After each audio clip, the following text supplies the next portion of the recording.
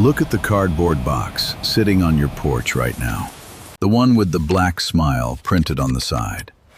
When we look at Amazon, we think we are looking at the absolute pinnacle of modern business evolution. We think we are looking at a completely unique, unprecedented apex predator. We assume Jeff Bezos invented the everything store. He didn't. Another company built that exact same business model, achieved an even higher level of total market dominance, and fundamentally rewired the American economy, a full 100 years before Amazon even existed. At their peak, they accounted for 1% of the entire United States gross domestic product. They were so dominant, so deeply embedded in the daily survival of the American consumer, that they seemed biologically immortal. And then, they died. But here's the thing that almost everybody gets wrong about this story. They were not killed by Amazon. They were not hunted to extinction by a faster, better predator. They died because of a biological failure. They died from a corporate autoimmune disease, a catastrophic mutation in their own DNA that caused the organism to eat itself alive. To understand how one of the greatest empires in human history collapsed, and, more importantly, to understand the deeply hidden secret of how they actually made their money, we have to go back to the beginning. We have to look at the environment that forged them. The ancestral environment. If you trace the American retail family tree all the way back to the late 1800s, the environment was harsh, disconnected, and deeply inefficient. Over 60% of the population lived in rural isolation. There were no highways. There were no massive shopping centers. If you were a farmer in Nebraska, your entire world of commerce was limited to whatever the local general store happened to have on its shelves. And because that local store had a geographical monopoly, they could charge you whatever they wanted. You had no options. You were trapped in a localized, high-friction economic biome. Enter Richard Sears. In the 1890s, Sears released a piece of technology that completely broke the environment. It was a massive 500-page book called The Consumer's Guide. We call it the Sears Roebuck catalog, but think about what it actually was. It was a paper algorithm. It was the internet, printed on cheap pulp paper and delivered by train. Suddenly, that farmer in Nebraska wasn't limited to the general store.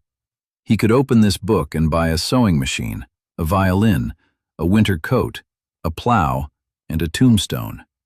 He could even buy a complete unassembled house that would arrive on a train car with a 75-page instruction manual.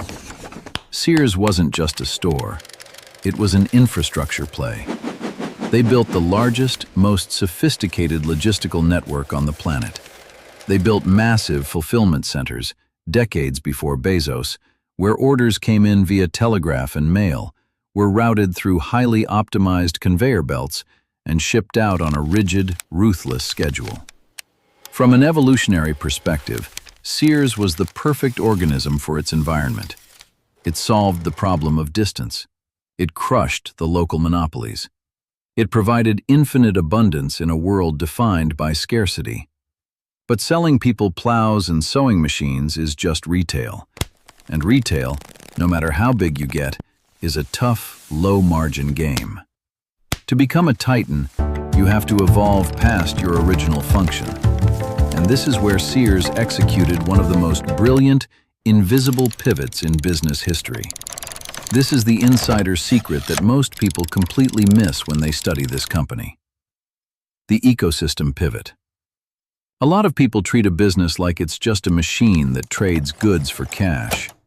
But the smartest companies realize that a business is actually an ecosystem. By the 1920s and 30s, Sears had built something far more valuable than a logistics network. They had built absolute, unquestioned trust with the American consumer. They knew exactly who you were, where you lived, and what you were buying. And then, they ran a cold, calculating optimization on that data. They realized, We just sold this guy a house. We sold him the appliances inside the house. We sold him the tires for the car sitting in the driveway. Why are we letting someone else finance all of this? Why are we letting someone else insure it? Sears stopped being just a retailer and quietly became a massive financial institution. They realized that the physical products were just the top of the funnel. The real money was in capturing the entire life cycle of the consumer. In 1931, they launched Allstate Insurance. At first, they sold these policies purely through the mail, essentially operating a massive, highly efficient virtual insurance agency decades before the internet existed. They bypassed the traditional broker networks entirely by leveraging the trust of the Sears catalog. But then, they realized they needed a physical presence to truly dominate. So, they put physical agencies right inside the Sears department stores. If you wanted to master marketing your insurance agency back then, you didn't need to buy a billboard on the highway or run radio ads. You just needed a desk situated right next to the Kenmore appliances and the Craftsman tools. The massive retail foot traffic was a built-in, unstoppable lead generation machine. You went in to buy a wrench, and you left with a life insurance policy. They didn't stop there. They eventually bought Coldwell Banker to sell you the real estate. They bought Dean Witter Reynolds to manage your stock portfolio. And in 1985, they launched the Discover Card to finance your entire existence. Sears was no longer just adapting to the environment. They were the environment. They had enclosed the consumer in a perfectly sealed, highly profitable ecosystem. If evolution had a review system, this corporate structure would have a 5-star rating with millions of glowing testimonials. It was flawless. So why, in the name of everything logical, did it collapse? The threat and the mutation. Let's fast forward to the late 1990s and early 2000s. The environment is shifting again. The actual internet has arrived. E-commerce is born. Amazon is a small, aggressive startup selling books out of a garage. A lot of business analysts will tell you that the internet killed Sears because they were too slow to adapt. That is a myth. Sears was actually perfectly positioned to survive the internet. They already had the nationwide network of distribution centers. They already had the legacy catalog business. Shifting from a paper catalog to a digital catalog is a very small evolutionary step. They had billions in capital. They had the brand trust. They had everything they needed to crush Amazon in its crib. But in 2004, a new CEO took over. His name was Eddie Lampert. Lampert was a hedge fund manager, a brilliant financier, and a strict adherent to the philosophy of Ayn Rand. He believed, with absolute conviction, that the most efficient way to run a system was through ruthless, unbridled free market competition. But he didn't just apply this philosophy to how Sears competed with the outside world. He applied it to the inside of the company. Lampert fundamentally rewrote the DNA of the organism. He broke Sears Holdings down into over 30 independent business units. Apparel was one unit, appliances was another, IT was a unit, human resources was a unit. And he told them, "You are no longer a single company working together. You are independent entities, and you must compete against each other for resources." He believed this would simulate the efficiency of the free market, cutting out the fat and forcing only the strongest divisions to survive. Instead, he engineered a biological catastrophe. The autoimmune disease. Think about how the human body works. Your heart, your lungs, your liver, your brain, they all require resources. They all need oxygen and blood, but they don't compete with each other. If your heart suddenly decided to charge your brain a premium for blood flow, you would die in minutes. That is exactly what Eddie Lampert did to Sears. Because every division had its own profit and loss statement, and every division president was bonused solely on their own unit's performance. The organs of the company stopped cooperating and started fighting to the death. If the appliance division wanted to run an advertisement, but the Kenmore promotion has to run this week. We need they couldn't that just space. coordinate with the marketing division. The appliance division literally had to pay the marketing division out of their own budget. If the Kenmore appliance brand wanted to sell products in the Sears stores, the Sears stores treated them like a hostile vendor. The stores would demand higher margins, so Kenmore started looking for ways to sell their appliances at other retailers. The executives stopped focusing on Walmart. They stopped focusing on Amazon. They stopped looking at the external environment completely. All of their energy, all of their resources, all of their biological processing power was spent fighting internal turf wars. Divisions began hiding data from each other. They refused to share customer insights. When the IT department was asked to build a unified loyalty program, the different brand managers fought over who would get to control the customer email addresses. It was an autoimmune disease in its purest, most destructive form. The white blood cells of the company were actively hunting and destroying the company's own organs. Meanwhile, the external environment was getting colder. Amazon was growing. Walmart was optimizing. The internet was speeding up the metabolism of retail.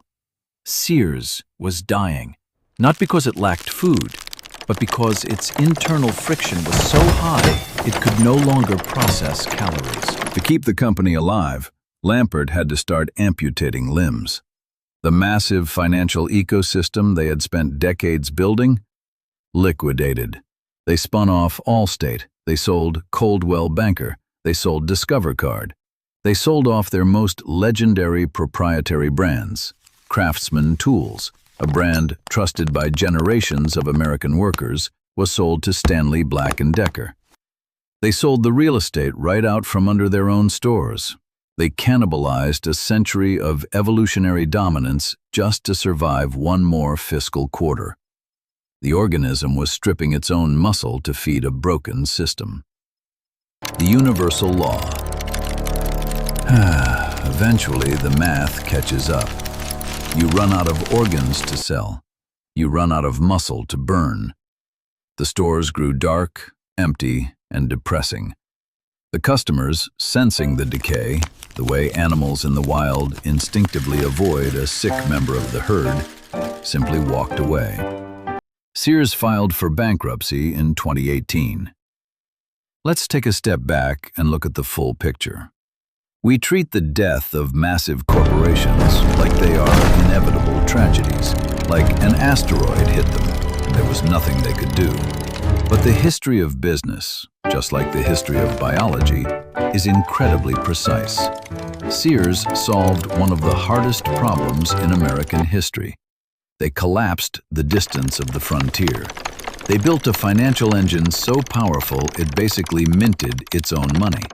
They had every single genetic advantage required to survive the 21st century. Amazon didn't kill them. Amazon just walked through a door that Sears had spent a decade tearing off its hinges.